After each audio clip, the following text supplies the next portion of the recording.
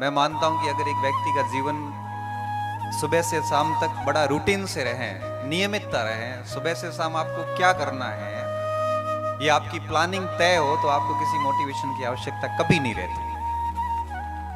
सुबह उठने के बाद आपको पता है कि मुझे ये काम करना है, तो मोटिवेशन की कहां जरूरत है, वैसे ही आप काम करने लग जाओगे। क्योंकि मुझे या मुख्य वक्ता के रूप में दायित्व दिया है, तो मैं इस दायित्व का निर्वहन करते हुए मेरी बात को शुरू करने जा रहा हूं। मैं आज बात को गुरु जाम्बो जी की एक पंक्ति से शुरू करूंगा, जो मैंने बहुत बार सुनी है और लागू भी की है, और कई बार कह भी देता हूं। दोस्तों, मैं कह देता हूं, किसी मंच पे नहीं कही, कि जीते को जुक्ति और मरे को मुक्ति। अगर ये मिल जाता है तो जीवन सफल है। इसके बड़े गहरे भाव है, समझने के लिए भी आपको 5-7 मिनट तक सोचना पड़ेगा आराम से, कि जब तक हम जिंदा रहते हैं, जब तक हम जीवित हैं, और हमारे पास में अगर जुक्ति का मतलब एक युक्ति से है, एक तरकीब से है, एक स्किल से है, वो मिल जाती है, तो जीना हमारा सार्थक हो जाता है। अगर आप बिना किसी तरकीब के, बिना किसी युक्ति के जी रहे हैं, तो आप में और जानवर में कोई फर्क नहीं है। और उस युक्ति के साथ जीते जीते अब बेहद अपने काम में बेहद ईमानदार है और बहुत बढ़िया तरीके से काम करते हैं, तो मृत्यु के बाद मुक्ति भी मिल जाती है।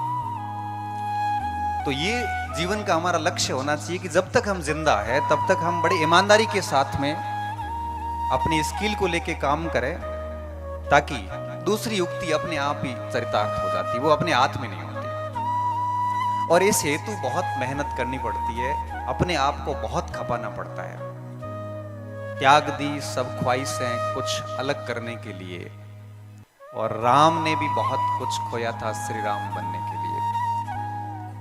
ये तरकीबें, ये स्किल इतनी आसानी से हासिल नहीं होती, आपको बहुत त्याग करना पड़ता है चीजों का। और मैं कई बार कहता हूं कि अगर नया जीवन लेना है, अगर नया व्यक्ति बन के बाहर निकलना है, अगर नए रूप में आपको बाहर आना है, नया अवतरण करना है, तो दफन होना पड़ता है। जब तक दफन नहीं होते, तब तक नयापन नहीं आ पाता। एक बीज को पौधा बनने के लिए भी दफन होना पड़ता है। अगर आप चाहते हैं कि आपका एक नया वर्जन दुनिया के सामने आए,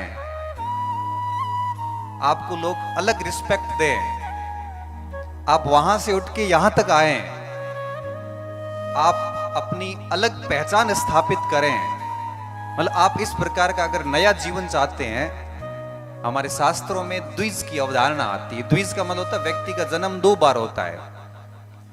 एक बार मां की कोख से होता है, और दूसरी बार गुरु के सानिध्य में वो जब शिक्षा ग्रहण करता, तब उसका दूसरा जन्म होता है। और वो दूसरा जन्म उस मनुष्य को, उस मानव को मनुष्य बनाने का कार्य करता है। और मैं मानता हूं कि जब हम शिक्षित होके अपना एक नया रूप पेश करते हैं, तो अपना नया जन्म होता है। और नया जन्म जो है, ये जो द्विज की धारणा है, अगर आपको नया जन्म लेना है तो मरना पड़ता है, दफन होना पड़ता है। कई बार स्टूडेंट कहते हैं, सर मेहनत नहीं होती, ये नहीं होता। तब मैं कहता हूं कि स्वर्ग जाने के लिए मरना खुद को ही पड़ेगा। अगर आप स्वर्ग चाहते हैं जीते जी, तो आपको खुद को मरना पड़ेगा। कोई और आपको अपने टारगेट के नजदीक नहीं ला सकता। अपने अपने युद्ध है, हर युग में अपने को ही लड़ने पड़ेंगे, और समय के शिलालेखों पर खुद को खुद ही गढ़ने पड़ेंगे। कोई आपके इस युद्ध में साथ नहीं देगा।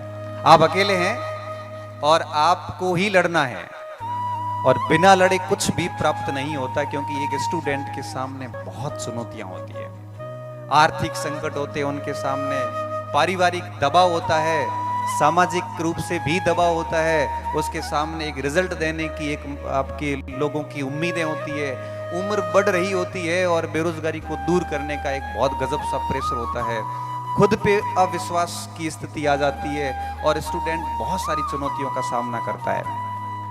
और इन सारी चुनौतियों से लड़ता लड़ता एक व्यक्ति जब सफल हो जाता है, तो वो सारे संघर्ष पर ठप्पा लग जाता है जो उसने पिछले कई वर्षों से किया होता है।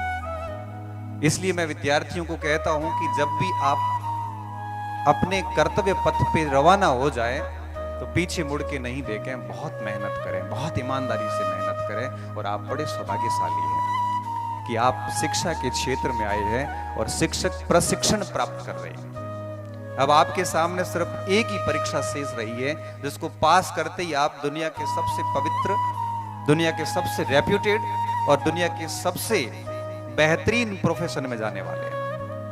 क्योंकि शिक्षक से बेहतर प्रोफेशन इस दुनिया में कोई नहीं है। हो सकता है कि आप सिविल सर्वेंट बन जाओ, आपको एक समय तक इज्जत मिलती है, सारी चीजें मिलती हैं, लेकिन रिटायरमेंट के बाद एक सिविल सेवक की और एक शिक्षक की तुलना करोगे तब आपको पता चलेगा कि बेहतर कौन है। मैं आपको बता दूं, भारत सरकार के अंदर, राजस्थान सरकार के अंदर, पूरे देश के अंदर सिर्फ एक ही पोस्ट ऐसी है जो कभी सेवानिवृत्त नहीं होती, और वो है शिक्षक। जिसके आगे कभी भी भूतपूर्व शिक्षक शब्द नहीं मिलेगा, जिसके आगे कभी एक्स सर्विसमैन या एक्स टीचर शब्द नहीं मिलेगा, क्योंकि वो मरते दम तक शिक्षक ही रहेगा। 80 साल की उम्र में भी उस शिक्षक की उतनी रेपुटेशन होती है जितनी वो जब लगा था उस समय थी। उसकी इज्जत समय के साथ में, ज्ञान और अनुभव के साथ में बढ़ती जाती है। इसलिए मैंने कहा था कि आप जो है अपनी स्किल डेवलप कीजिए, जैसा कि जाम्बू जी ने कहा था कि जुक्ति डेवलप कीजिए, आप अपने आप में स्किल डेवलप कीजिए। नहीं तो शिक्षक बन के भी आप केवल वेतनभोगी मजदूर बन के रहोगे, इससे अधिक कुछ नहीं होगा। क्योंकि मैं नौकरी की से भी ज्यादा बल इस बात पे देता हूं कि आप अपने आप को कितना बढ़िया तरीके से पेश आते हैं। क्योंकि भारत भर में लाखों शिक्षक हैं, कुछ ही शिक्षक जाने जाते हैं। कारण क्या है? कारण ये है कि वो बेहतरीन शिक्षक है, वो अच्छा पढ़ाते हैं, रात दिन मेहनत करते हैं, 50 वर्ष की उम्र में भी पढ़ते हैं, अपने आप को हर दिन इम्प्रूवमेंट करते हैं। आप आज घर जाके सोचना कि आप अपने आप में क्या इम्प्रूवमेंट कर रहे हैं। मुझे अच्छे से याद है कि जब मैं दिल्ली गया था IAS मेंस की तैयारी करने के लिए, और कुछ दिन वहां रहा, 10-15 दिन तो स्टार्टिंग में पढ़ाई हुई नहीं। दिन पूरा समय यूं ही जा रहा था और जाके सो जाते रहे, ऐसा लग रहा था कि ठीक ठीक पढ़ रहे हैं। तभी एक मित्र ने, हम यही डिस्कस कर रहे थे पार्क में, तो एक मित्र बोले कि कैसी चल रही पढ़ाई? मैंने कहा अच्छी चल रही। तो दिन में क्या क्या पढ़ लेते? मैंने कहा ये चीजें पढ़ रहे हैं। तो उन्होंने कहा तो बहुत कम है। आप सोचना, जब रात पूरे दिन की पढ़ाई होने के बाद जब आप रात को बिस्तर पे जाओ, तब आप सोचना कि आज आपने क्या पढ़ा, क्या याद किया। और जब हमने भी उस पूरा दिन पढ़ने के बाद शाम को जब सोचते हैं कि क्या पढ़ा, तो कुछ नहीं हुआ था, 2-3 टॉपिक ही पढ़ पाए। ये आत्म मंथन करना बहुत जरूरी होता है। और बीएड करने वाले बच्चे, BSTC करने वाले बच्चों को मैं देखता हूँ, ये बच्चे, आज की पीढ़ी आत्म मंथन नहीं करती। ये चल रही है, बस भीड़ के हिसाब से चल रही है। आप सोचना कि आप किस पृष्ठभूमि से आए हैं और वास्तव में आप कर क्या रहे हैं। अगर नहीं कर रहे हैं मेहनत, तो कुछ भी हासिल नहीं होगा।